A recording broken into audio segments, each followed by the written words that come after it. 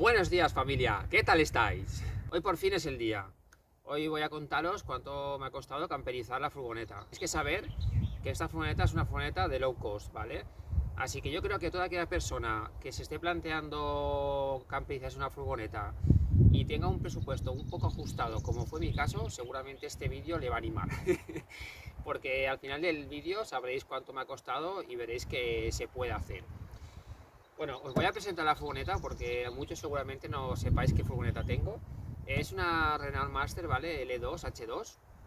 Tiene 80 caballos y la compré con 350.000 kilómetros. Bueno, y no me voy a enrollar más.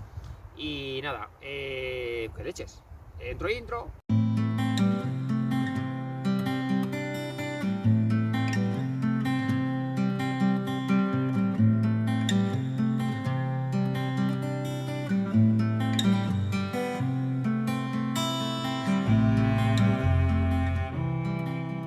Bueno, antes de empezar, he dividido toda la camperización en categorías, ¿vale? Para que sea más fácil de entender y así también aclararme yo.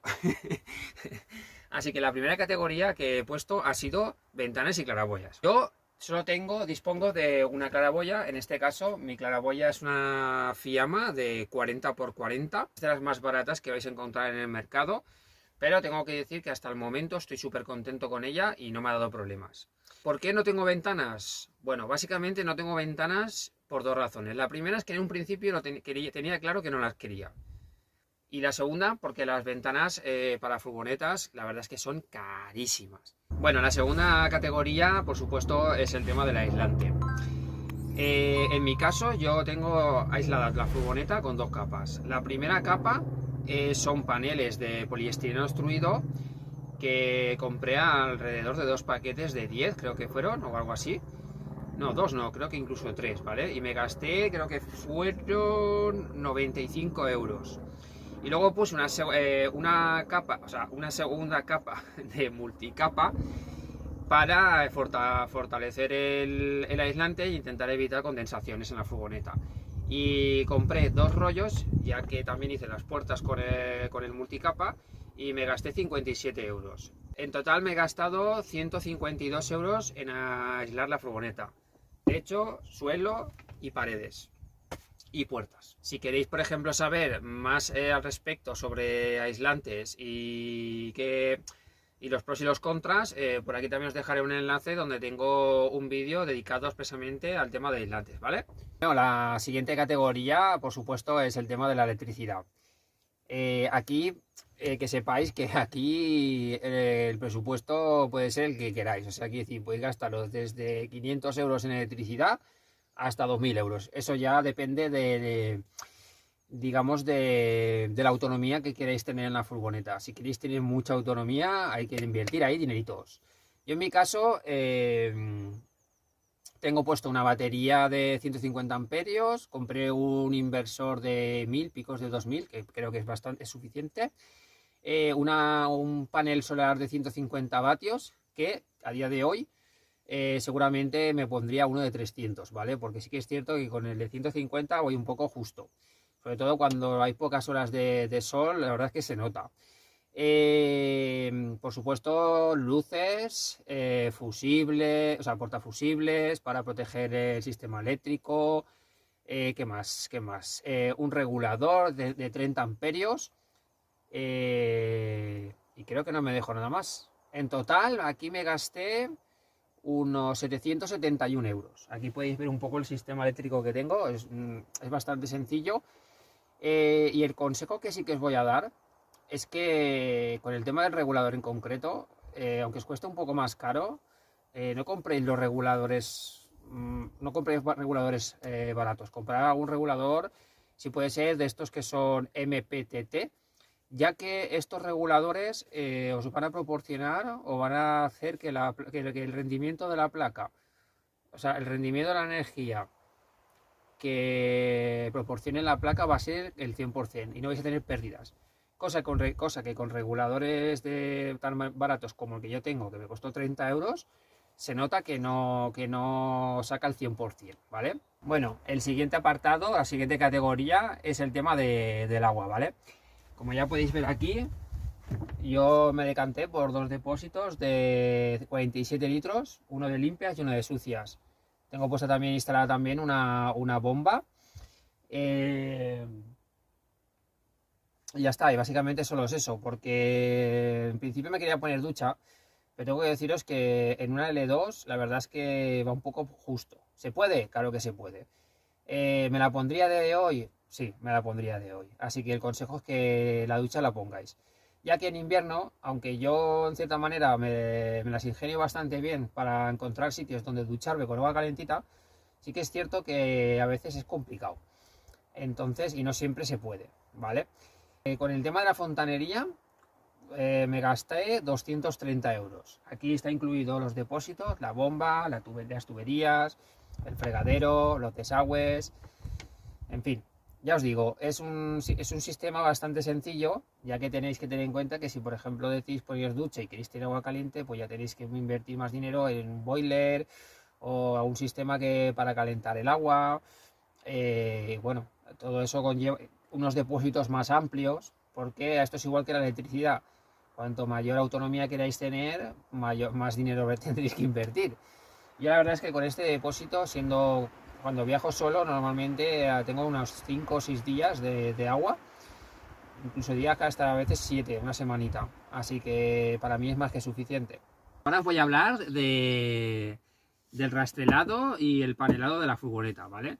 Yo para hacer las paredes utilicé contrachapado de 3 milímetros, o también conocido triplex. Esta madera tiene dos cosas buenas. La primera cosa buena que tiene es que al ser de 3 milímetros es bastante flexible y fue muy fácil instalarla en la furgoneta, ya que se adaptaba muy bien al tema de las curvaturas, que ya sabéis que las furgonetas no son cuadradas. Y otra ventaja que tiene es que pesa muy poco la madera, ya que tenéis que tener en cuenta que la mayoría del material que más vais a poner en una furgoneta va a ser madera. Y si no tenéis en cuenta el tema del peso, pues luego eso se nota, ¿vale? Además, yo en mi caso personal, como solo dispongo de 80 caballos, quería que la furgoneta la camperización fuera lo más ligera posible, para evitar, pues, oye, pasarlo un poquito mal con ella.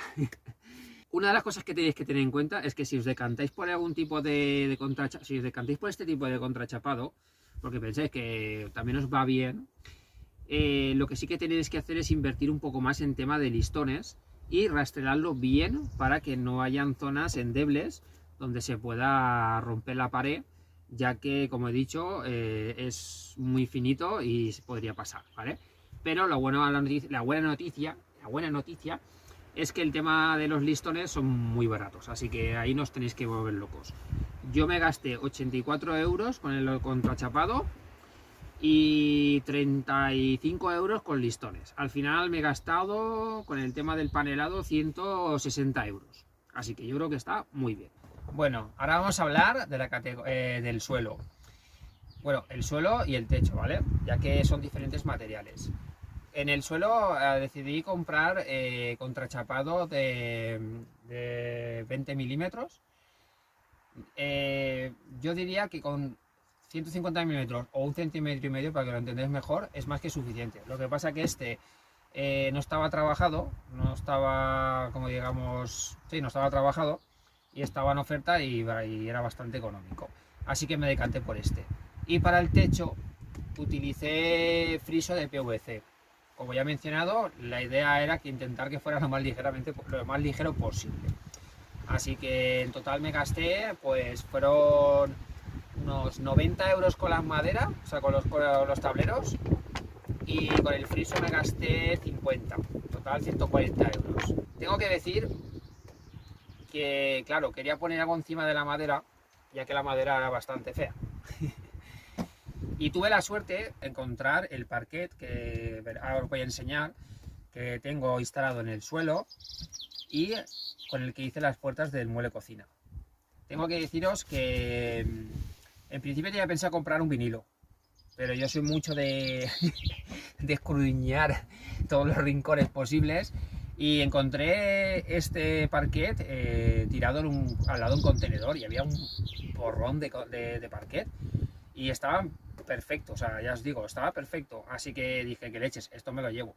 así que lo utilicé para hacerle una capa por encima al suelo para que quedara más bonito, y el resto lo aproveché ya, como ya veréis luego, para hacer las puertas del mueble fregadero. Así que ahí me ahorré, bueno, ahí no me gasté cero. La siguiente categoría, por supuesto, son los muebles. Aquí deciros que yo la verdad es que dispongo de poco mueble, ¿vale? En la furgoneta, pero tenéis que tener en cuenta una cosa: el espacio en la furgoneta es bastante reducido y hay que tener un poquito de equilibrio entre el tema de los muebles y el espacio, ya que tenéis que pensar que cuando a veces hace mal tiempo, si vais a vivir en la furgoneta los 365 días del año, vale la pena tener menos almacenaje, que ya os digo que con el que tengo es más que suficiente, a tener mucho almacenaje y sentiros agobiados de tener un poco espacio, sobre todo, ya os digo, cuando haga mal tiempo. Así que eso tenedlo muy en cuenta. Bueno, tengo hecho este mueble, que es el del fregadero, donde os he enseñado los depósitos. Aquí, como os he mencionado, pues tengo almacenaje para la cocina, y ahí abajo tengo el sistema eléctrico. Y aquí tengo los depósitos y también tengo un poco de almacenaje para la cocina. Tengo construido esta estantería, que la verdad es que estoy súper contento con ella. Este está construido con contrachapado de 1 centímetro y tengo que decir que es más que suficiente. Es suficiente robusto y hasta ahora no tiene ningún problema. Lo que es la encimera está reciclada, ya que era de un escritorio. Las puertas, como os he mencionado, eran restos del parquet que utilicé para el suelo. Por lo tanto, también 0 euros. Me decanté por hacer también este mueble, o sea, este baúl, que antes no lo tenía. Ya os digo que con este baúl tengo suficiente zona de almacenaje. Es gigante. Y este también está hecho con contrachapado. La mayoría.